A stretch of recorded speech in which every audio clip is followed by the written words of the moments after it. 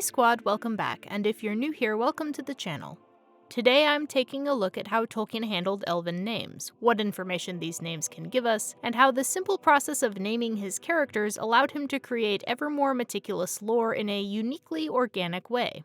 During this exploration, I've dipped a toe into the shallow end of the ocean of material Tolkien left about his invented languages. This is a topic I'm still fairly new to, but find really fascinating, so if you would like me to do more videos on this particular aspect of Middle-earth, let me know in the comments.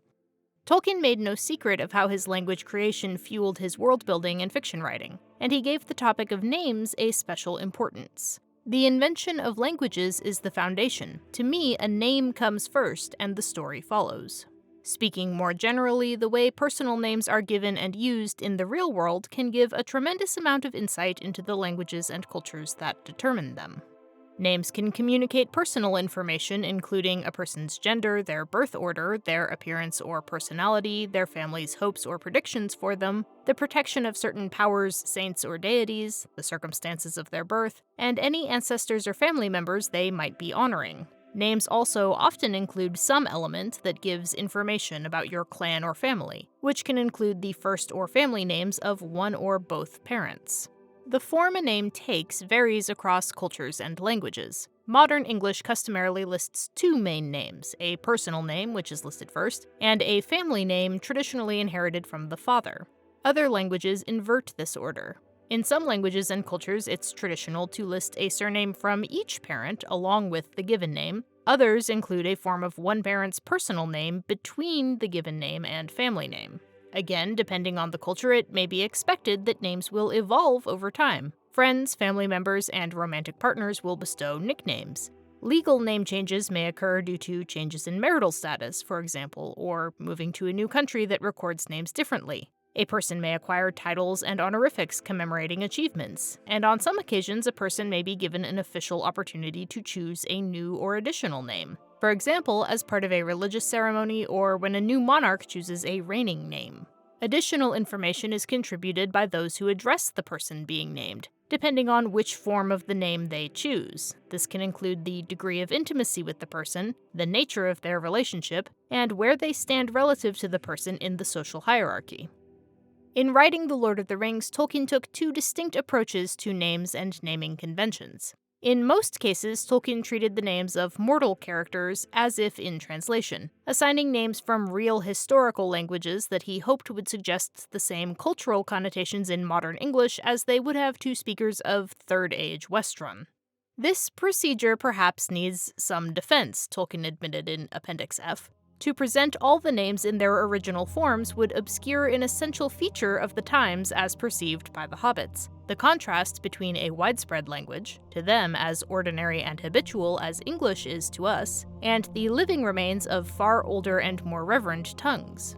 All names, if merely transcribed, would seem to modern readers equally remote. So Tolkien's selections for the public names of the dwarves and the men of the far north are drawn from Old Norse, giving them a vaguely recognizable but mostly strange and ancient air in an English context. The names assigned to Rohirric characters like Theoden and Éowyn are based on Anglo-Saxon, so they sound somewhat more familiar but still distinctive and archaic to, for example, the Hobbits of the Shire, whose names were designed to sound the most familiar to the reader. Tolkien even claimed that he'd approximated such nuances as the style of name preferred by different Hobbit families, and the contrasts between the Hobbits' older first names and the more recently evolved surnames. By contrast, examples of the Eldarin languages, including names, are left untranslated, being reproduced more or less as they really would have sounded. This is seen both in actual elves and in the human populations whose ancestors were most heavily influenced by the Elven tongues. As a consequence, in the context of The Lord of the Rings, Elven names look and sound very exotic. They're clearly not related to the vernacular, and in themselves they don't reveal or suggest much meaning. They most often appear as single, unelaborated names, though that could be influenced in part by the fact that many of the Elven characters are important or famous enough that a single name is all they need. No one is asking which Elrond or Galadriel who, after all. That would be like hearing someone bring up Charlemagne or Elvis and asking them to be more specific. Gildor includes what turns out to be a patronymic when he names himself as Gildor Inglorian, Gildor son of Inglor, and he furthermore specifies that he is of the House of Finrod. However, the obscure and somewhat controversial identity and descent of Gildor makes it hard to determine the significance of this introduction, which in any case was made to hobbits, and may have been an effort to approximate hobbitish or at least mannish customs.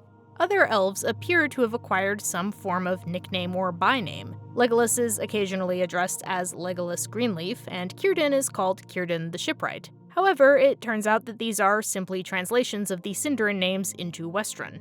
A bilingual individual would understand these forms to signify Greenleaf Greenleaf and Shipwright the Shipwright, a revelation that has led to some giggling at these poor elves' expense, though as we will see, there is some cultural and historical justification for this phenomenon. For an explanation of how this works among the elves themselves, we have to rely on posthumously published explanations, and as usual, these accounts must be taken with a grain of salt, as they are best characterized as works in progress, subject to revision and rejection. Furthermore, the juiciest details are often buried in Tolkien's most technical linguistic notes and essays, and since his invented languages were one of the elements Tolkien most delighted in revisiting and reworking, it can be especially tricky to pin anything down with absolute certainty. In addition to passing references in letters and footnotes, one of the most important sources that directly considers how Elven names worked appears in the tangential essay written sometime in the 50s known as Laws and Customs of the Eldar. It describes some of the customs around marriage and family life among the Noldor of Valinor in the Time of the Trees, including the naming of children. Sometime around the late 60s, Tolkien gave a somewhat different account of how the descendants of Finwe acquired and used their names in the Shibboleth of Feanor. The two accounts agree that an elf could expect to acquire names in up to 4 categories throughout their indefinitely long lives, with Tolkien identifying this as the source of the variety of names borne by any one of the Eldar, which in the reading of their histories may to us seem bewildering. The 4 categories of names are called the father name, the mother name or amilese, self-chosen names or kilmesi, and the epesi or afternames, which in some sources are called the anesi or given names. The father name is generally characterized as an elf's first publicly announced name, bestowed shortly after birth, and the first element listed in an elf's full or true name. Though both parents might contribute to devising and choosing it, officially it was considered the father's right to bestow, and it usually recalled the father's name, resembling it in sense or form. Sometimes it was simply the father's name, to which some distinguishing prefix in the case of a son might be added years later when the child was full grown. In contrast to the father name, which is more concerned with defining relationships and roles, the mother name was meant to describe some innate characteristic or doom of the child, which the elves called Esi Terkenye, or names of insight. In some cases, this insight could be prophetic, a mother name of foresight, or Amulese Apakenye. Sources vary on the circumstances under which a mother name might be given and how it was used, generally though it's described as being a more private name, most commonly used among members of an elf's immediate family. Kilmesi are names chosen by the elves themselves. The earlier source describes these as part of a culturally significant practice among the Noldor specifically, in which young elves would announce their chosen name in a coming-of-age ceremony that demonstrated the emergence of their personal linguistic tastes.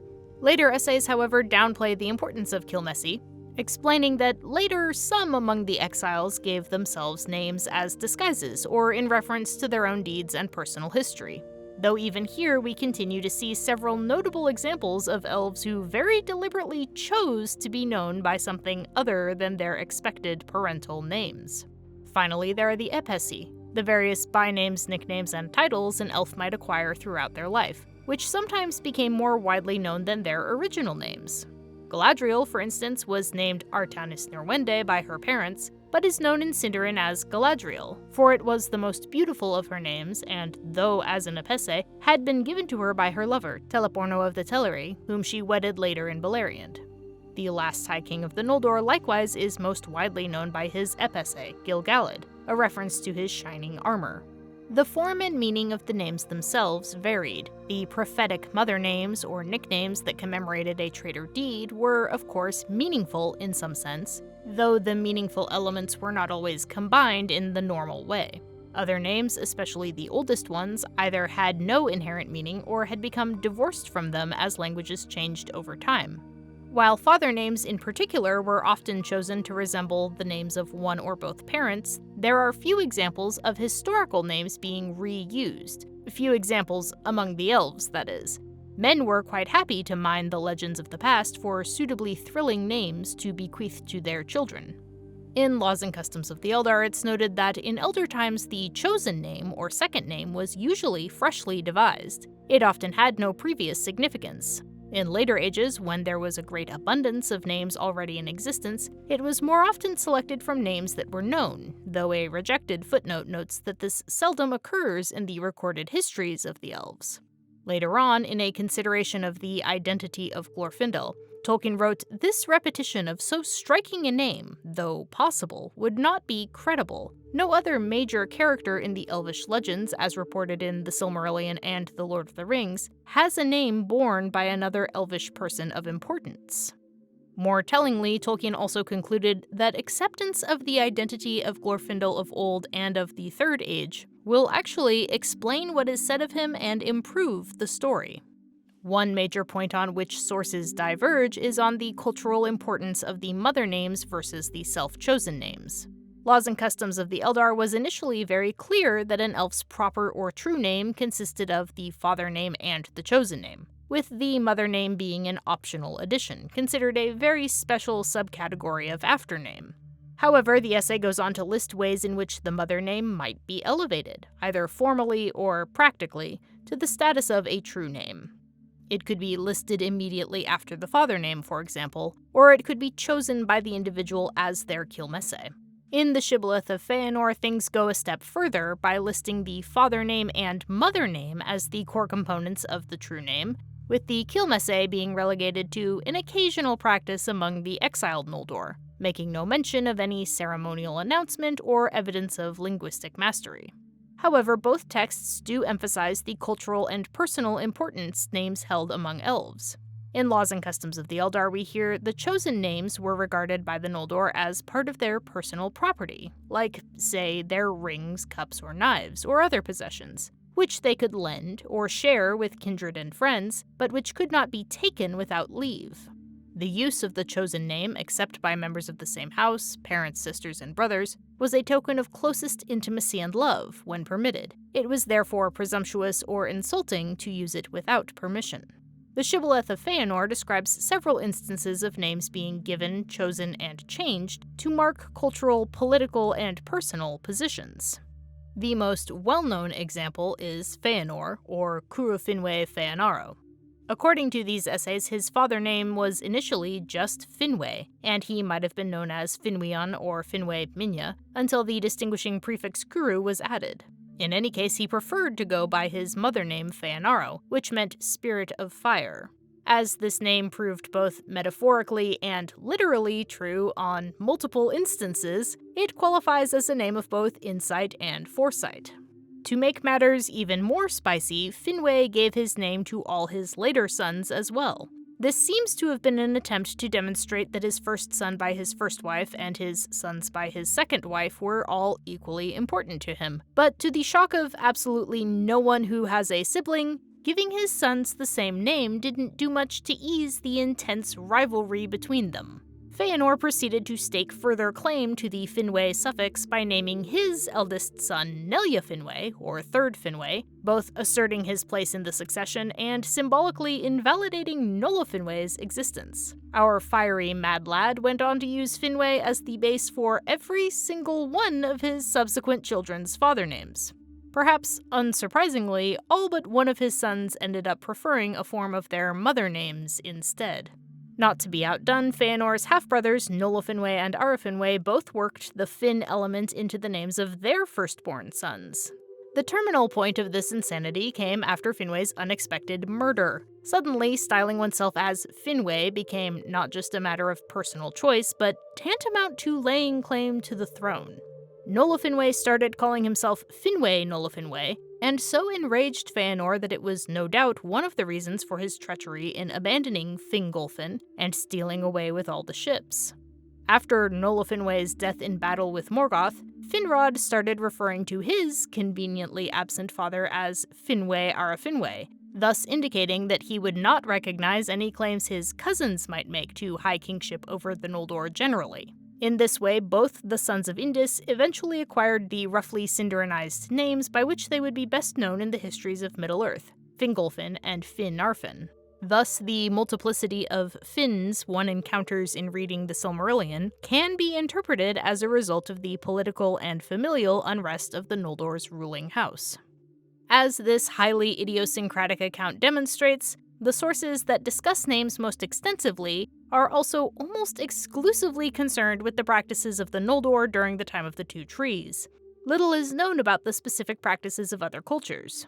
According to Tolkien, all Elven tongues and cultures shared a common origin, and thus we can assume some similarities existed, but we also know that even among the Noldor of Aman, things like phonetic preferences were diverse and even contentious.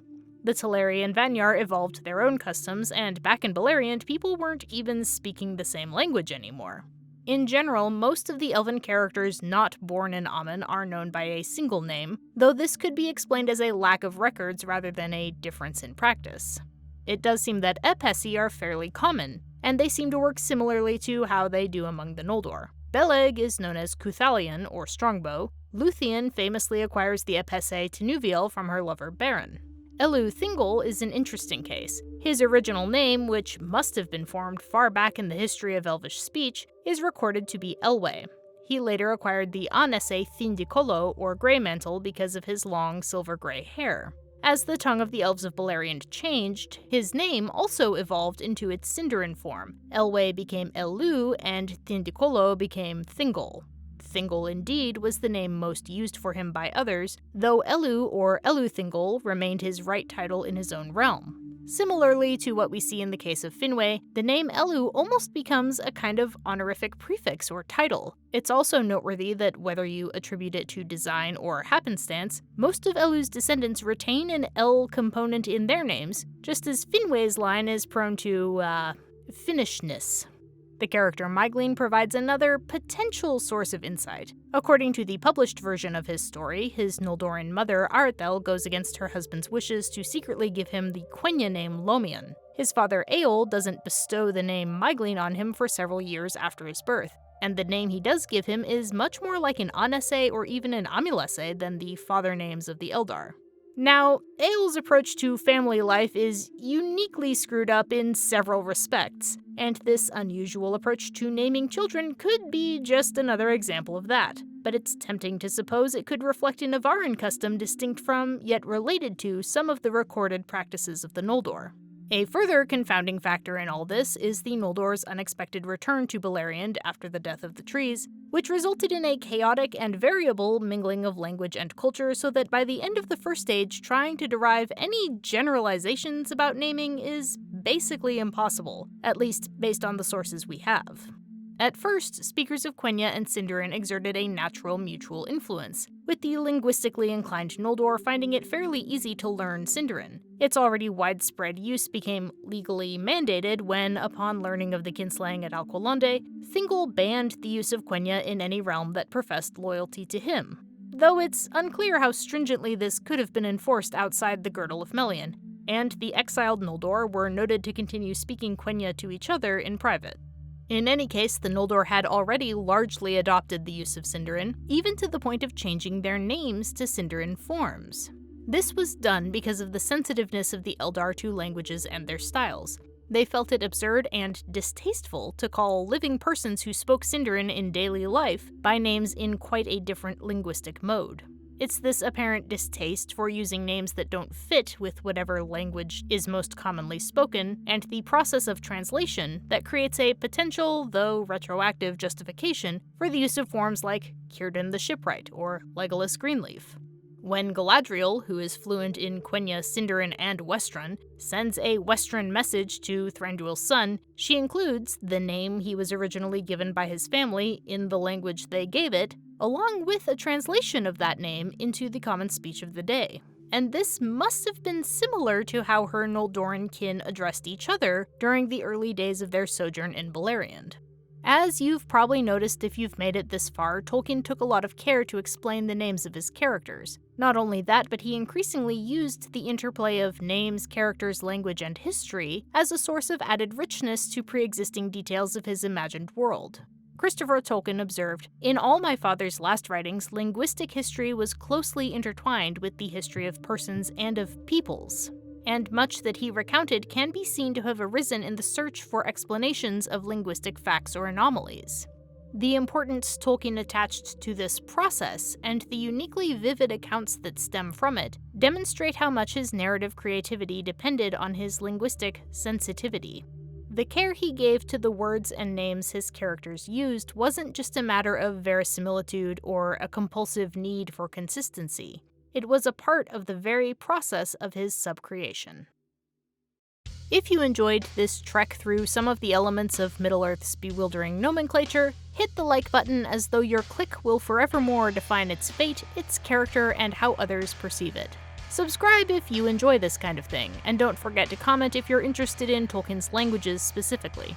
Thank you to everyone for watching, especially my Patreon supporters, including Boy Sophies, Marcel Ribeiro, Nick Rialo, Jeremy Buckingham, Bitso Bongo, Dorwin Gray, Kevin Gilstad, Allison Kreutzberg, John H. Austin Jr., Gandalf the Grey, Brendan Mooney, E. Rose B., Frankie 12-String, Joel Bion, and Jared Carver. Check the link in the description for more information. Until next time, may the servants of Morgoth flee at the sound of your name, and remember that your children might actually feel more validated if you give them all different names, instead of making all of them fight over yours.